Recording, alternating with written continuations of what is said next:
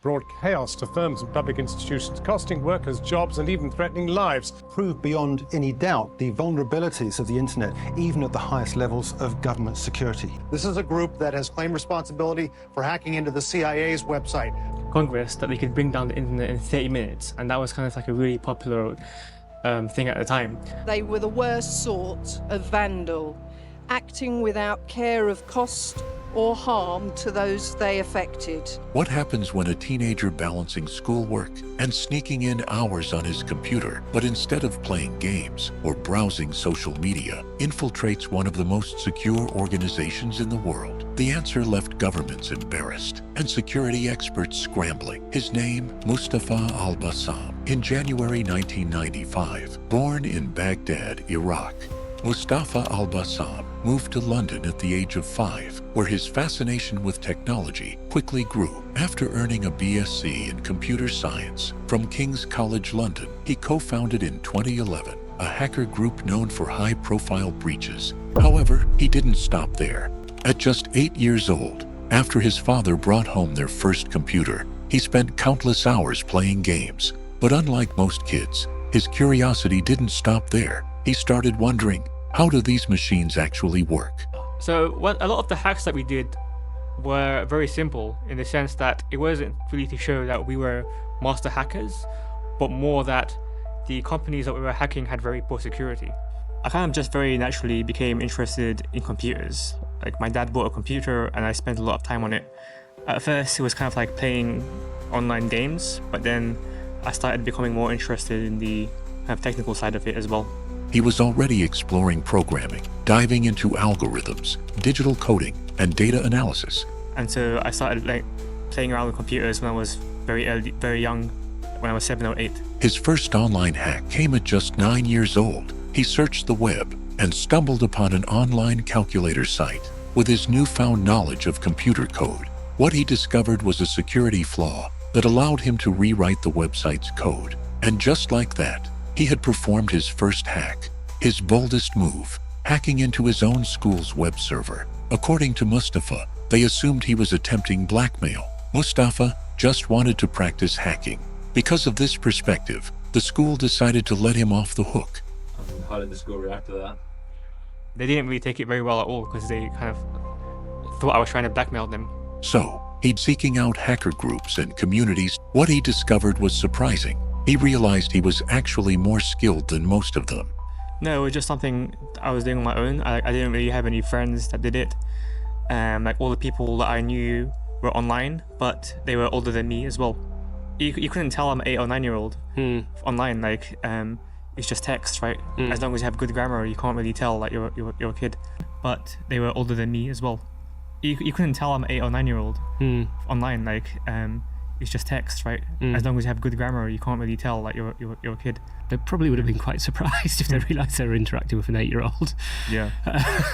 At just 13, Mustafa came across an article about a well-known online hacking group called Anonymous. Started to become aware of Anonymous as a group. I started becoming aware of Anonymous as a collective of people when I started hanging around various online chat rooms associated with these online activists. Anonymous is one of the largest online vigilante groups, known for hacking into companies and governments. An article Mustafa stumbled upon detailed Anonymous's most notorious cyber attack, called Operation Payback. This operation aimed to support file sharing online. The mysterious group Anonymous has struck again with a warning.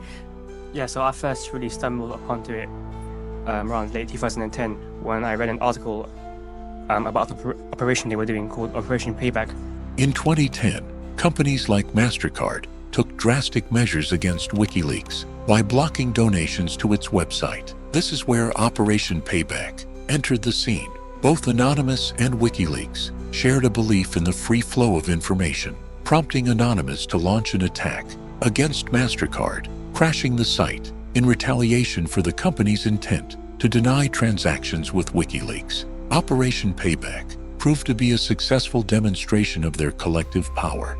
For example, when Visa and MasterCard shut services off to WikiLeaks to stop WikiLeaks from receiving donations, Anonymous launched a denial of service attack against MasterCard and Visa. At just 13 years old, Mustafa plunged deep into the world of Anonymous, joining them in one of their most extreme cyber attacks. One of the kind of first hacks that we did is we participated during the Arab Spring, when Egypt was having a revolution, and Tunisia as well. In December 2010, the Tunisian people rose in revolution against their corrupt government, led by President Zine El Abidine Ben Ali. And eventually kind of evolved into a wider activist campaign under the banner of Anonymous. We actually had people inside Tunisia actually approaching Anonymous for help. And I mean, that was probably the only operation where it was a legitimate form of protest and nothing illegal happened. It was just writing code. It wasn't hacking, it wasn't DDoSing. So that was an extremely productive operation. Recognizing the gravity of the situation, Anonymous decided to join the fight. The group was committed to helping Tunisians stand up against their government, launching cyber attacks on government websites, and even providing hacking software to assist in the revolution. The Prime Minister of Tunisia replaced his front page with a kind of like a message to support the revolution. LulzSec, short for Laughing at Your Security, was a splinter group of Anonymous. LulzSec embraced a different motive, hacking purely for entertainment. Information can give people a lot of power or can change the world.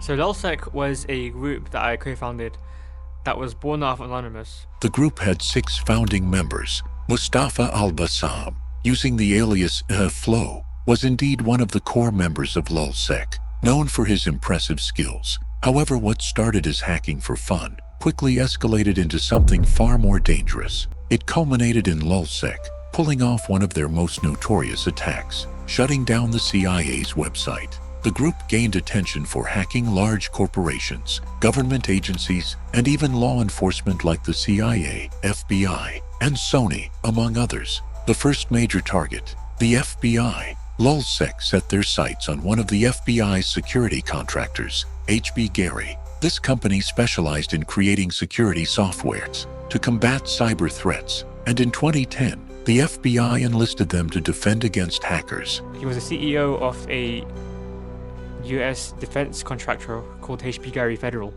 So there's a few very common hacking vulnerabilities that were quite common at the time. Mustafa and LulzSec were now ready for their next target, another FBI affiliate, InfraGard. InfraGard is indeed a non-profit organization that works closely with the FBI, focusing on information sharing to protect critical infrastructure from cyber threats.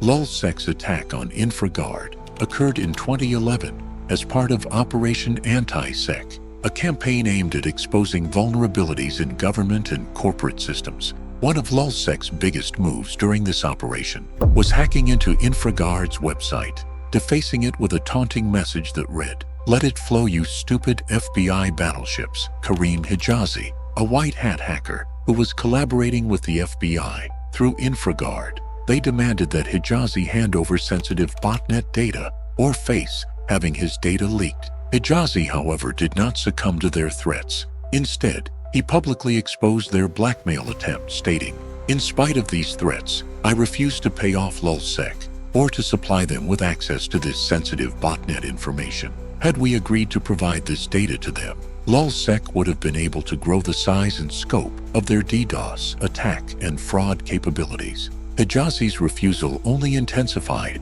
LulzSec's efforts. Their most notorious attack in this period was a DDoS attack on the CIA's public website, which temporarily took it offline by flooding the CIA's servers with traffic in a distributed denial of service DDoS attack. They managed to take down not just the CIA's public website, but also affected its internal systems temporarily. At just 16 years old, Mustafa infiltrated one of the most secure government organizations. We hacked into an FBI affiliate organization and leaked FBI agent usernames and passwords. We hacked into the Arizona Police Department, the US Senate. What else? There's like a whole list of them. Well, how old are you at this point? Yeah, 15, 16 at the time. 15, yeah. 16, you're hacking into the US Senate. This attack sent shockwaves through the intelligence community, LulzSec's response: the CIA anti-lizards will probably rise from the packet sea while we rest our shining yet saturated power field arrays. Yeah, but at this point, actually most of our hacks didn't even come from us. At this point, we're just getting so much attention that other hackers were giving us stuff they hacked for us to release. So we were kind of becoming WikiLeaks for hackers at that point. For Mustafa and the rest of LulzSec, this moment was their ultimate hacking accomplishment. One of their own members, Hector Monsegur, also known as Sabu, was secretly cooperating with the FBI. However, just days after LulzSec's InfraGard hack, the FBI arrested Sabu. Faced with the threat of a long prison sentence, Sabu agreed to work as an informant for the FBI, turning him into a double agent. Sabu gathered crucial information, such as internal chat logs and data, all while still contributing to LulzSec's operations. Sabu's decision to cooperate with the FBI set off a chain reaction that led to the eventual downfall of his fellow LulzSec members, including Mustafa Al-Bassam. One fateful day, while playing on his computer, the UK police raided his room, seizing his equipment and taking him into custody for interrogation. You got into trouble with the police. How did that come about? So eventually I left LulzSec because it was kind of getting a bit repetitive at the time. And about a month after that, I was sitting on my computer one day in my room and I hear a knock on the door. So there was about 3 police officers in plainclothes clothing, and I kind of like rushed into the flat, and they came into my room and they immediately knew that I was the one they were looking for, probably because of my age. During this time, the police informed Mustafa that he was facing charges for 880 individual crimes. Despite the intense pressure from law enforcement, Mustafa refused to give up any information about his fellow LulzSec members or the government hacks they had committed. I just kind of sat in my room for 3 hours as I watched them try to search my whole room for any kind of like USB sticks or laptops. At Belgravia police station in London.